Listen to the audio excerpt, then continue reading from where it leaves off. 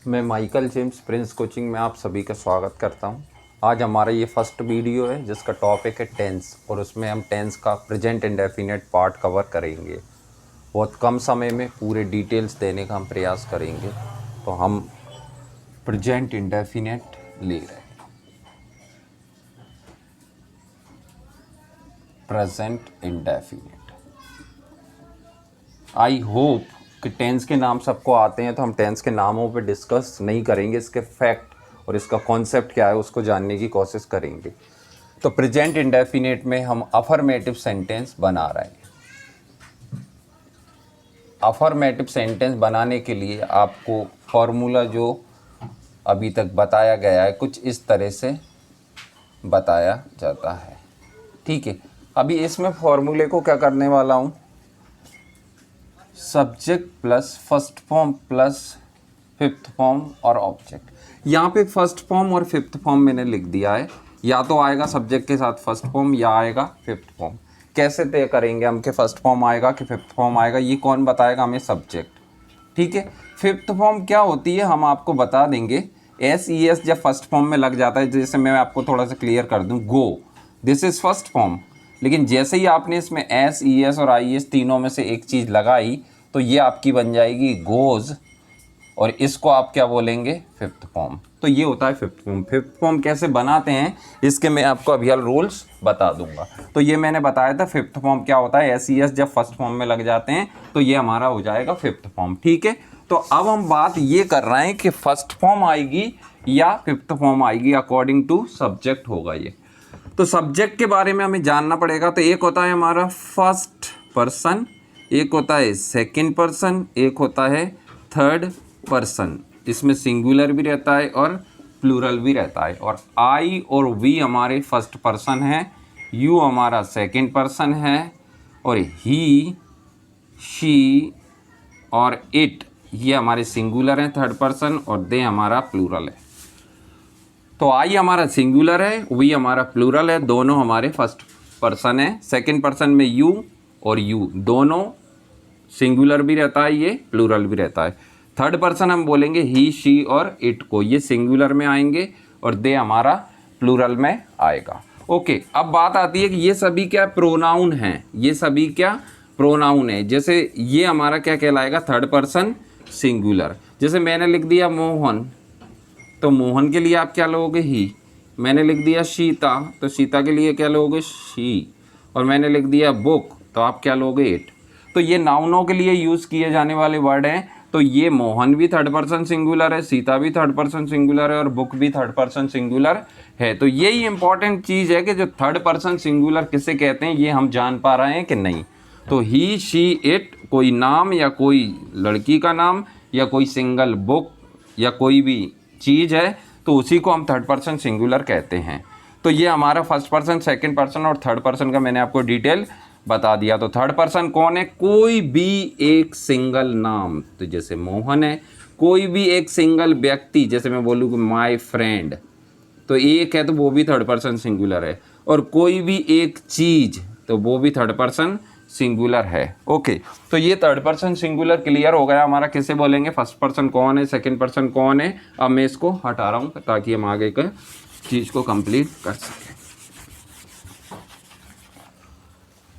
अब बात आती है कि जब सब्जेक्ट के स्थान पे थर्ड पर्सन सिंगुलर रहेगा, जब थर्ड पर्सन सिंगुलर है तो वर्ब आएगी आपकी फिफ्थ फॉर्म में, और जब थर्ड पर्सन सिंगुलर नहीं है तो हम लिखेंगे first form then object. Example के लिए मैंने लिखा आई, तो आई मेरा सिंगुलर है लेकिन थर्ड पर्सन नहीं है, तो मेरा काम प्ले से हो जाएगा, प्ले क्रिकेट।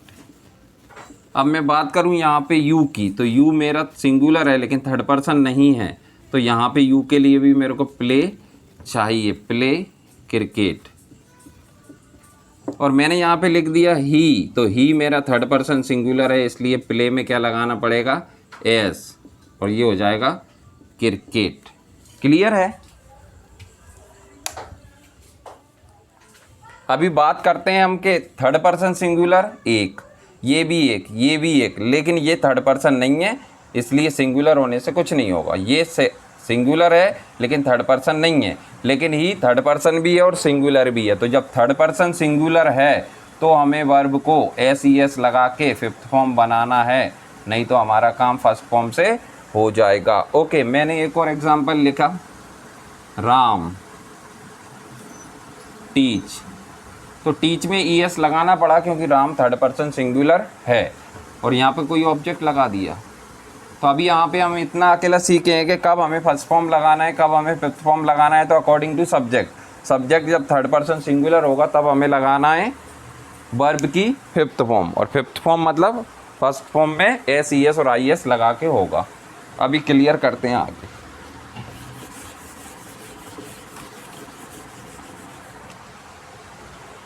अब बात करते हैं हम कि फर्स्ट फॉर्म में एस ई एस और आई एस लगाते कैसे हैं। एस ई एस और आई एस लगाते कैसे हैं ताकि हमें क्या मिल जाए, फिफ्थ फॉर्म। तो आसान से रूल्स है। पहला रूल्स है, जब आपको वर्ब के लास्ट में O C H S H S double S X और जेड ये लोग आगे लास्ट में दिखाई देंगे तो आप उसमें क्या लगा देंगे, ई एस। एग्जाम्पल के लिए हमने ले लिया टीच, तो सी एच मिल रहा है। हमने लिख लिया वॉश, तो आपने सी एच लगा दिया इसमें भी। इसमें आपको क्या मिला है, वॉश, तो एस एच मिल गया, इसमें सी एच मिल गया। एक और हम वर्ब ले लेते हैं वॉच, हमने लिख लिया गो, तो आखिरी में इसमें ओ मिल गया, इसमें सी एच मिल गया। तो ऐसे लास्ट में ये लेटर आपको मिल रहे हैं क्रिया के आखिरी में, तो आपको उन सब में क्या लगा देना है, ई एस। ये पहला रूल्स था। दूसरा रूल्स है, ऐसी कोई क्रिया जिसमें लास्ट में आपको वाई मिल रहा है। तो मैंने यहाँ पे 2 वर्ब लिख दिए, तो आपको ये देखना है वाई से पहले कौन है। कौन है से मतलब कॉन्सोनेंट है या वोवेल है। तो कॉन्सोनेंट आ रहा है तो क्या करेंगे, वोवेल आएगा तो क्या करेंगे। तो जब वोवेल आएगा तो सिर्फ एस लगा देंगे, और कॉन्सोनेंट आएगा तो वाई को पहले आई बनाना है, फिर उसमें ई एस लगाया जाएगा। तो फाइनली ये बन जाएगा हमारा प्लेस, ये बन जाएगा स्टडीज। तीसरा रूल्स है लास्ट। ऐसी क्रियाएं जिनमें लास्ट में आपको ओ नहीं मिल रहा, सी एच नहीं है, एस एच नहीं है, एस नहीं है, डबल एस नहीं है, एक्स नहीं है, जेड नहीं है, ये सब नहीं मिलेंगे, तब आपको क्या लगाना है, एस। जैसे मैंने लिखा यहाँ पे कम, तो कम में मैं देखूँगा तो कुछ भी नहीं मिल रहा मेरे को, ओ नहीं है आखिरी में, सी एच नहीं है, एस एच नहीं है, कुछ भी जब नहीं मिलेगा तो मैं क्या लगा दूंगा उसमें, एस। तो ऐसी बहुत सारी क्रियाएं जिनमें आपको इस तरह से एस लगाना है, और वाई आखिरी में आ जाएगा तो आपको वोवेल कॉन्सोनेंट देख के उसमें तय करना है कि एस अकेला लगेगा कि वाई हटा के आई एस लगाएंगे। और जब ये लोग मिलेंगे तो आपको ई एस लगाना है। ये हमारा फर्स्ट रूल है, ये हमारा सेकेंड है, ये हमारा थर्ड है। इस तरह से कोई भी क्रिया को आप फिफ्थ फॉर्म बना सकते हो। फर्स्ट फॉर्म में एस ई एस लगा के उसको फिफ्थ फॉर्म बना सकते हो। ओके, वन मोर थिंग, कि क्रिया हमारी है प्ले, और इसमें एस ई एस लगने से ये क्या हो जाएगा हमारा, प्लेस। तो अभी इस क्रिया को हम बोलते हैं प्लूरल, लेकिन एस ई एस लगने से क्या बन जाती है, सिंगुलर। तो ये चीज़ भी आपको माइंड में रखना है कि एस ई एस लगने से वर्ब हमारा क्या बन जाएगा, सिंगुलर। लेकिन नाउन में क्या होता है, वो नाउन हमारा प्लूरल बनता है एस ई एस लगाने से, लेकिन ये क्या बन जाएगा हमारा, सिंगुलर, उल्टा चलता है। तो यहाँ पे ये हमने सीख लिया कि एस ई एस कैसे लगेगा और वर्ब को हमें फिफ्थ फॉर्म कब बनाना पड़ेगा। अब इससे हम और आगे निकल रहे हैं।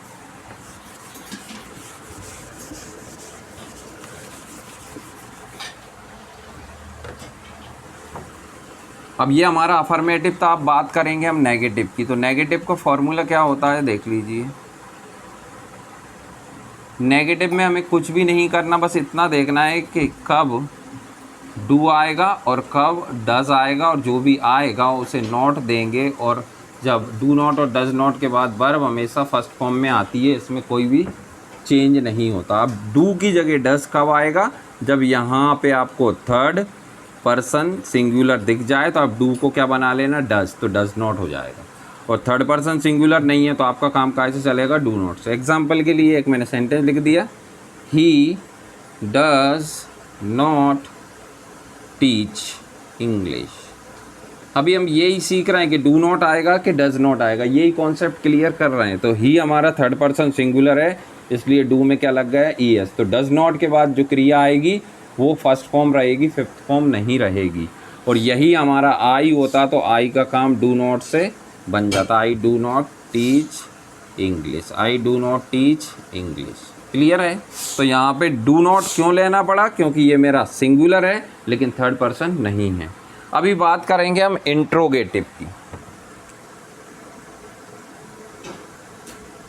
इंट्रोगेटिव का फॉर्मूला हमको सबको पता है कि पहले आता है डू डज, फिर आएगा सब्जेक्ट, फिर आएगा V1, फिर आएगा ऑब्जेक्ट और फिर क्वेश्चन मार्क। ओके, तो बस ये अकेला देखना है कि सब्जेक्ट को डू मिलेगा या फिर डज मिलेगा। तो आपको थर्ड पर्सन सिंगुलर दिखाई दे जाए तो आप क्या लगा देना, डज, और थर्ड पर्सन सिंगुलर नहीं है तो काय से बांधने का काम अपना डू से, और डू डज आगे आ रहे हैं एज ए हेल्पिंग वर्ब तो आपको सब्जेक्ट वर्ब कैसी चाहिए, फर्स्ट फॉर्म, फिफ्थ फॉर्म नहीं चाहिए। एग्जाम्पल के लिए डज शी, अब शी मेरा थर्ड पर्सन सिंगुलर था इसलिए मैंने क्या ले लिया, डज, तो does she teach, does she teach, ये क्वेश्चन मार्क। डू कब आएगा, जैसे मैंने बोला कि डू दे प्ले, तो यहाँ पे दे प्लूरल है लेकिन थर्ड पर्सन है लेकिन सिंगुलर नहीं है, प्लूरल है, इसलिए हमें काय की ज़रूरत पड़ी, डू की, तो डू दे प्ले। इस तरह से हमने इंट्रोगेटिव सीख लिया, नेगेटिव सीख लिया, अफर्मेटिव सीख लिया। यहाँ पे बस हमने यही सीखा है कि कब फिफ्थ फॉर्म आएगी, कब फर्स्ट फॉर्म आएगी, नेगेटिव में कब डू नॉट आएगा, कब डज नॉट आएगा, इंट्रोगेटिव में स्टार्टिंग में डू कब आएगा, डज कब आएगा। डबल इंट्रोगेटिव और चर्चा करते हैं, इसको मैं हटा रहा हूँ।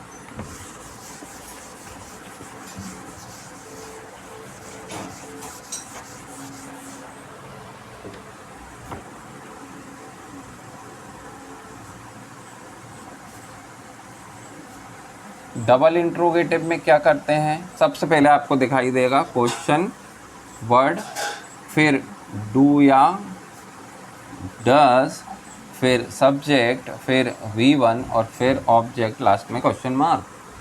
तो आपको यहाँ पे भी यही देखना है कि किस सब्जेक्ट को डज देना है, किसको डू देना है, तो अकॉर्डिंग टू सब्जेक्ट चलेगा। यहाँ पे क्वेश्चन वर्ड मतलब प्रश्नवाचक शब्द, तो एक मैं सेंटेंस बना देता हूँ, where does she teach English. Exam में आपको क्या पूछा जाएगा, यहाँ पे डू दे देंगे तो अकॉर्डिंग टू शी डू तो नहीं चाहिए तो इसलिए गलत हो जाएगा।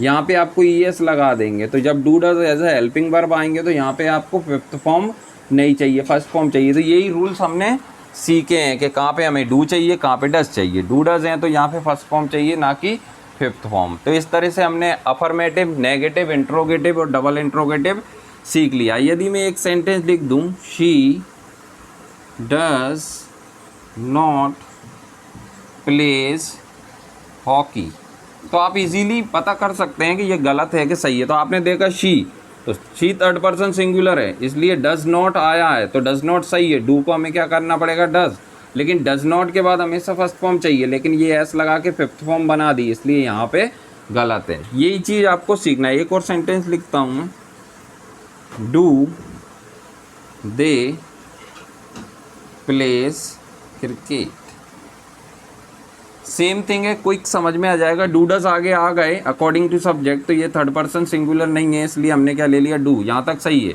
लेकिन डू डज जैसे ही आगे आएंगे तो वर्ब में कोई परिवर्तन नहीं चाहिए, दैट मीन्स फिफ्थ फॉर्म नहीं बनाना है, फर्स्ट फॉर्म ही रहने देना है, इसलिए ये गलत हो गए यहाँ पे। इस तरह से आप एरर आराम से निकाल सकते हैं। ये प्रेजेंट इंडेफिनेट का कॉन्सेप्ट था जो हमने क्लियर कर दिया। प्रेजेंट इंडेफिनेट मोस्टली 3 बातों के लिए यूज़ किया जाएगा।